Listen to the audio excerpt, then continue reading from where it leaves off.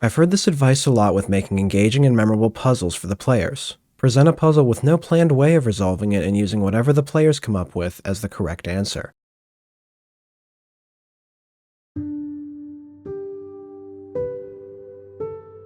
One night, I found myself waking up, wondering,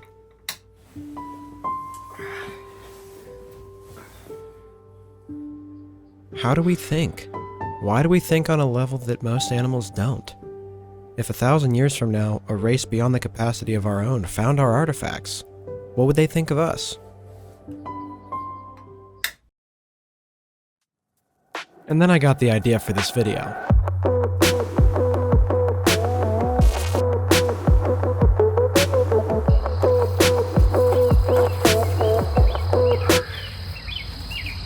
Ladies and gentlemen, I didn't start this video with a random quote from Reddit just for no reason. That quote stood out to me as ambiguous. The idea of a puzzle with no solution is a good analogy for life. We don't really know the meaning of it, why we're here, what we're supposed to do. So, to solve this puzzle, we usually find individual purpose in work, passion, love, and happiness. Veteran Nazarian once wrote, "Not every puzzle is intended to be solved. Some are in place to test your limits. Others are, in fact, not puzzles at all." Maybe there is no solution to the meaning of life. Maybe we'll never truly know why we're here. Maybe we don't have control. Maybe choice is an illusion. Even if we're just here for no reason, and the only way to make sense of life is through nihilism, life is still so much fun. Wikipedia defines a puzzle as a game, problem, or toy that tests a person's ingenuity or knowledge. Britannica says a puzzle is a problem that may take many forms, including games and toys, and is solved through knowledge, ingenuity, or other skills. We face problems in our daily lives that often need solving.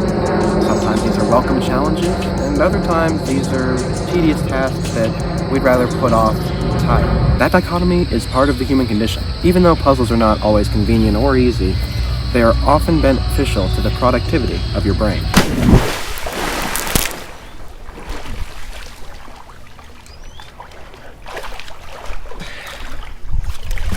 Puzzles have a power that is not fully understood by most people. They can improve cognitive function and hand-eye coordination, strengthen memory, help manage stress, build fine motor skills, as well as ameliorate problem-solving skills. If you didn't know that ameliorate means to make something better, you're not alone. I didn't know the word existed until I said, "Siri, what are some synonyms for improve?"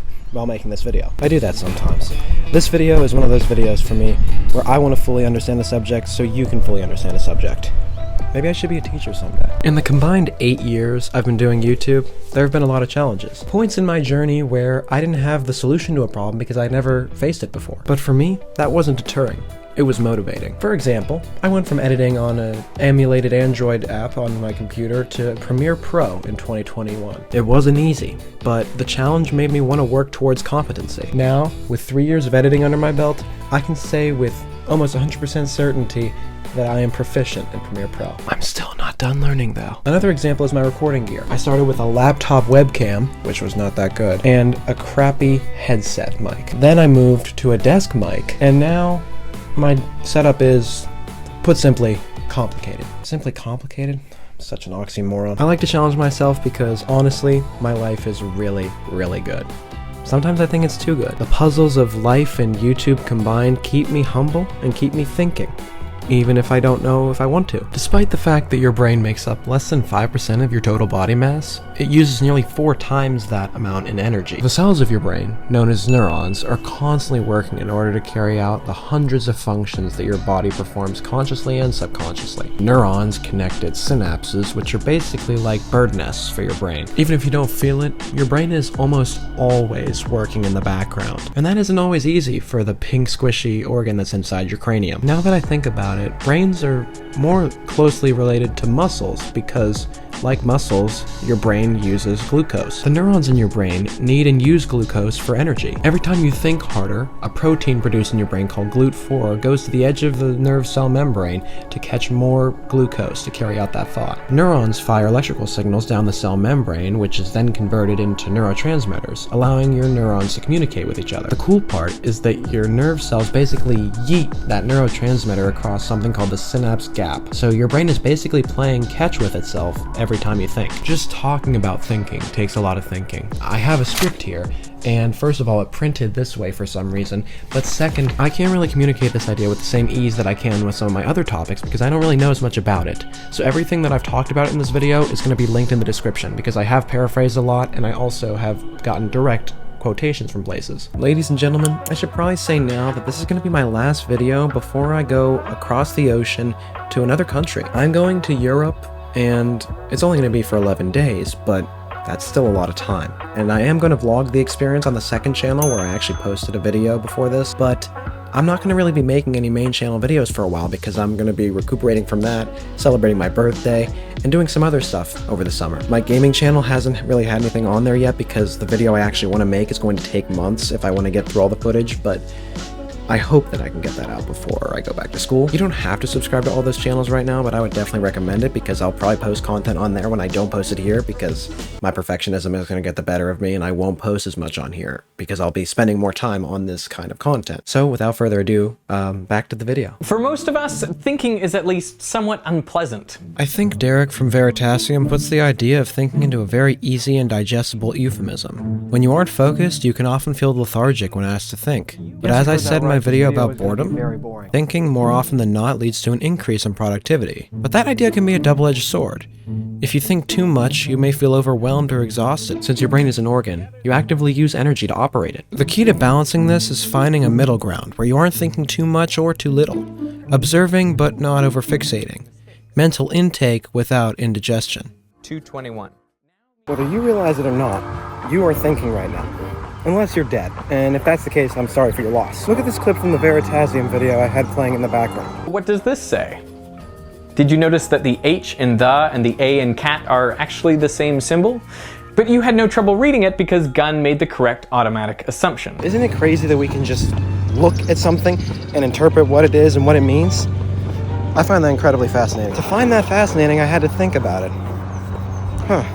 Thinking isn't something unique to humans, but it seems to be a highly evolved ability in our species. We've thought so much that we've come up with different modes of thinking, aka psychology.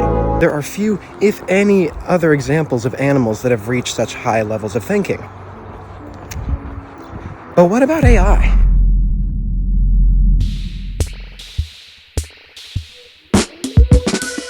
AI wasn't even conceivable 20 years ago, but now everywhere you look, AI is involved. Wake up, Daddy's home. Welcome home, son. From house renting to food selection to Amazon, everything's kind of AI-ified, even though not everything that says it's AI is actually AI, because the term is actually kind of lost meaning at this point. But anyway, humans thought so much, they reached a point where they thought, what if we could think less? Hence, AI. And AI has led to some interesting situations. AI, at its core, is meant to reduce risk, human error, and bias while increasing innovation and safety. Computer scientists have the goal of replicating human thought artificially. Basically humans, but better. While AI in concept is meant to benefit everyone involved, in reality, that's not the case. People are concerned about AI replacing human jobs. I mean, it's already happened in the factory industry. A lot of robots have replaced human workers. The goal of AI is become more to reduce the work that humans have to do, and by doing that, reducing the amount of work humans can do. So humans won't even really be able to make any money. The concerns people have for AI are warranted, but then again, it's really silly. The people who are coding this artificial intelligence are in control. They can stop at any time they want. But the problem with that, though, is that AI is already incorporated into so many different businesses in so many different areas where we need it, emphasis on need, that we can't really get rid of it now. The amount of work that has been put into making robotics and artificial intelligence more involved in our lives is already so deeply rooted in our society that removing it would actually be at the detriment of humankind. If it were as simple as just removing AI, humans could just go back to never being threatened and being on the top of the food chain.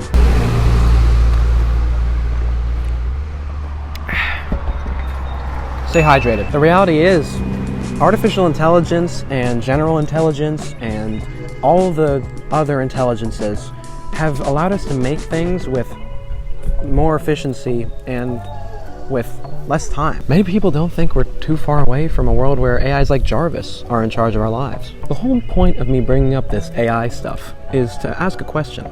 Will we ever really know when AI is sentient? Will it ever be able to think? I mean, really think. Sure, it can replicate thought, but will it ever actually have the ability to make conscious thought? I think that's the scariest part, is that we don't know. A lot of science fiction depicts a world where AI has taken over and wiped out the human population, and the real question is, could that actually happen? Could we create artificial life so intelligent that it could actually think for itself and decide, you know what, we don't need humans anymore? Could artificial life at one point be able to think just like you and me? Maybe I'm overthinking this.